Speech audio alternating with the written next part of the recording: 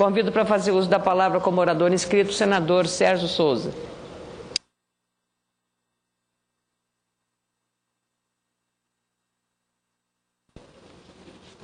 Senhora presidente, senhores, senhoras, senadores e senadoras, caros telespectadores da TV Senado, ouvintes da Rádio Senado, senhoras e senhores.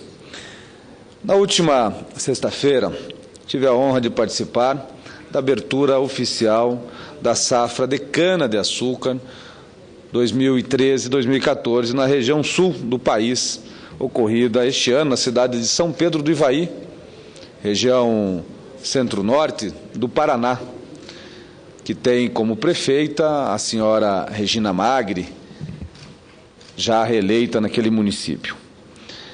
Estive lá atendendo a um convite do senhor Paulo Zanetti, que é diretor-presidente da Renuca do Brasil, que é hoje proprietária da usina de cana Vale do Ivaí, lá na região central do Paraná.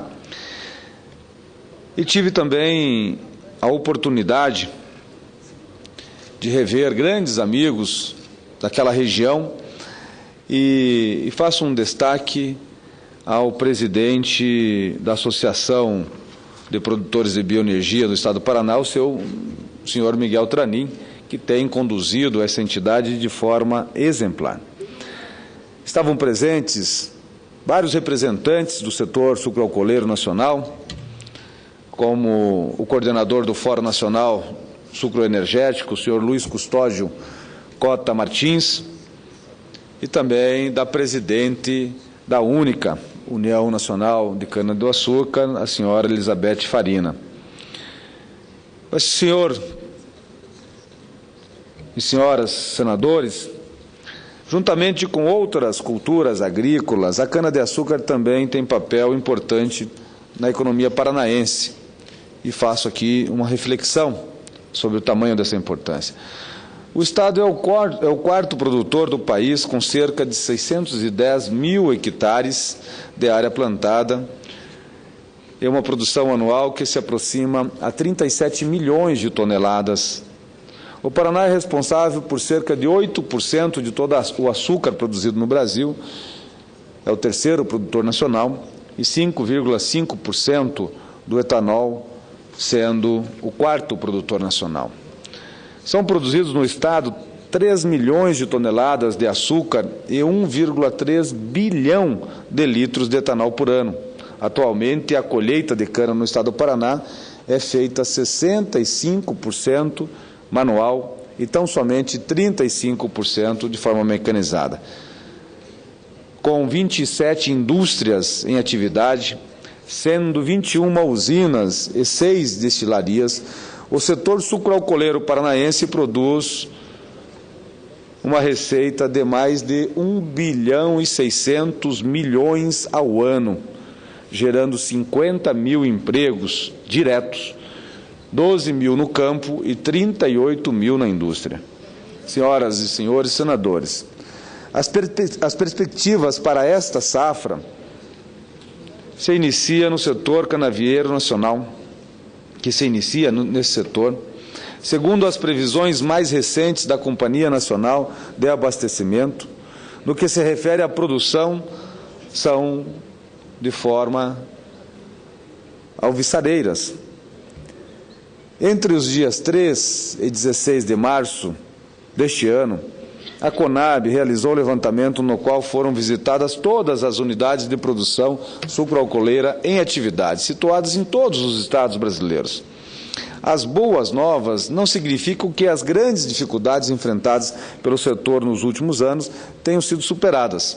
De qualquer maneira, não podemos desconsiderar o fato de que a produção de cana-de-açúcar na safra 2013-2014, segundo o levantamento da Conab, deverá chegar a 654 milhões de toneladas, um aumento de 11% sobre as 589 milhões de toneladas na temporada passada.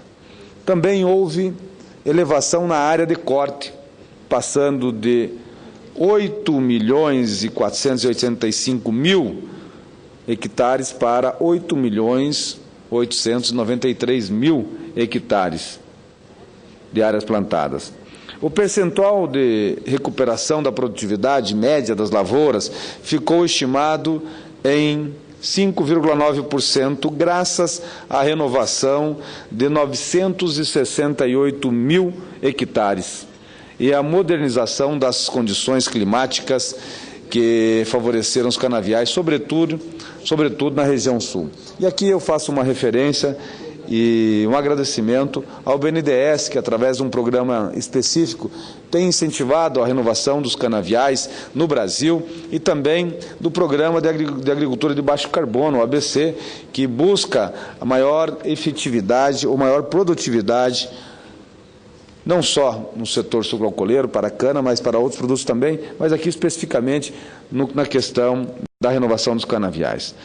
Mas, senhor presidente, senador Cacildo Maldaner, açúcar e etanol estão bem situados.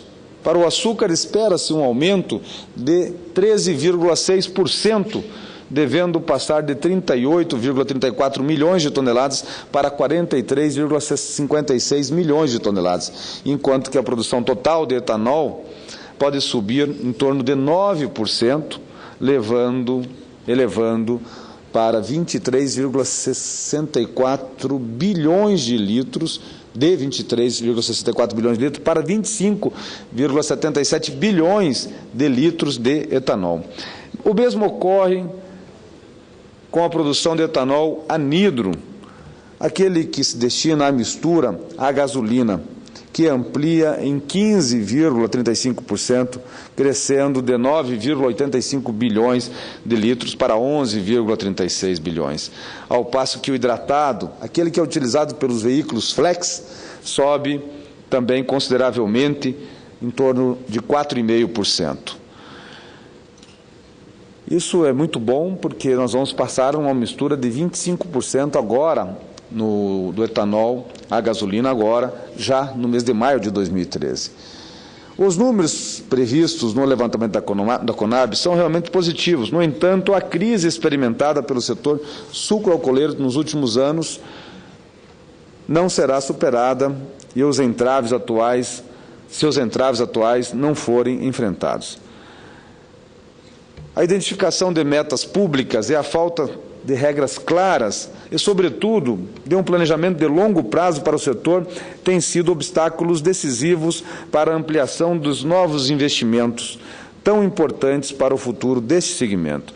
É fundamental restaurar a competitividade do etanol e mudar o sentimento negativo do setor, que gerou o fechamento de mais de 10% das usinas no Brasil nos últimos anos.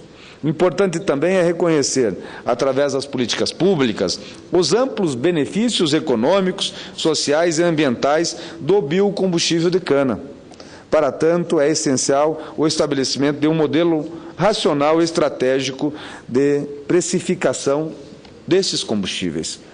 Recentemente, em audiência pública realizada na Comissão de Infraestrutura do Senado Federal, para debater a energia e desenvolvimento no Brasil, um dos mais renomados pesquisadores brasileiros na área, o físico da Unicamp, Rogério César de Cerqueira Leite, trouxe uma mensagem contundente aos membros daquela comissão que merece, pelo menos, alguma reflexão. Disse Sua Senhoria: eu nunca entendi muito bem por que este governo deu tal preferência ao pré-sal. Um recurso que vai ser caro e poluente a todo mundo, e todo mundo briga por causa dele. E completou: nada vai acalmar mais os ambientalistas do que uma opção pelo etanol. Tenho certeza de que nós vamos ter muito mais paz no Brasil com a retomada do biocombustível à base de cana. Senhor presidente, não entendo o porquê o Brasil deve simplesmente renunciar às possibilidades que o pré-sal representa para o futuro do país. Porém, não podemos negar e muito menos desprezar o fato de que o país possui uma matriz de biocombustíveis de energia mais diversificada do planeta, que é muito positivo para nós e para o planeta. Com muita honra, ouço a senadora Ana Amélia, nobre representante do Estado do Rio Grande do Sul. Senador Sérgio Souza, apenas para concordar plenamente com a argumentação de Vossa Excelência, porque o combustível fóssil é finito. E o etanol é energia renovável e limpa.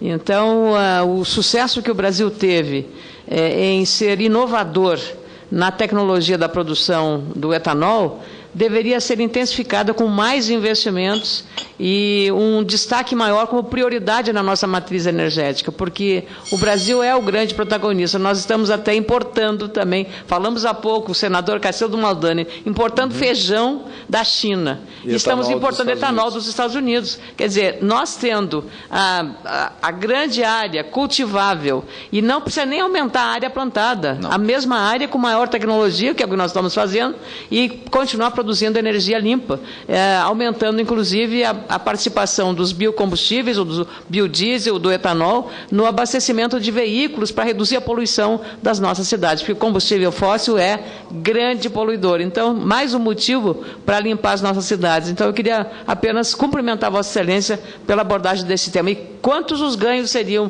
para o Brasil, do ponto de vista tecnológico, do ponto de vista estratégico, do ponto de vista do meio ambiente, Vossa Excelência, em todos eles, em relação à questão ambiental. Então, cumprimentos, senador Sérgio Souza. Obrigado, senadora. E levando riquezas ao interior do Brasil, né?